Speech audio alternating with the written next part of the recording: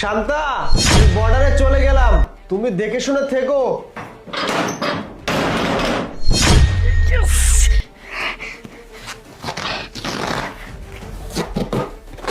এই তো প্রতিদিনকার পেটের মধ্যে বেলুন ঢুকে কি নাটক করতে ভালো লাগে। আজকে তো বর্ডারে চলে গেছে আর আমি বাড়িতে একদম ফাঁকা। আর বাড়িতে আজকে কেউই নেই। এখন কি করব?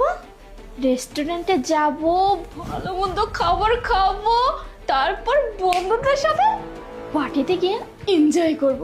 আর আরে আরে বেচারা কিচ্ছু জানতে পারে না। সব সময় আমি ওকে ঠকাচ্ছি আর ও কিছুই বুঝতে পারতেছে না। আমি যা বলতেছি তাই বিশ্বাস করতেছে, কিন্তু ও তো জানে না আমি পেটের মধ্যে বেলুন ঢুকিয়ে এইসব অভিনয় করতেছি, ওকে ঠকাচ্ছি। আর জানবে কি করে? আমি তো বুঝতে দিতেছি না। বুঝতে দিতে পারলে তো আবার টাকা হাতিয়ে নিতে পারবো না।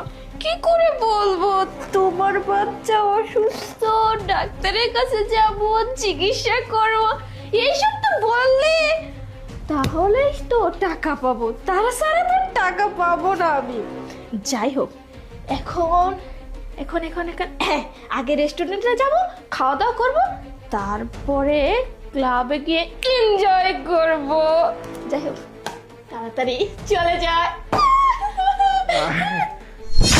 ম্যাডাম, আসলে আপনাকে দেখাশোনা করার জন্য আমাকে ছাড় পাঠিয়েছে। আপনি নাকি অনেক অসুস্থ,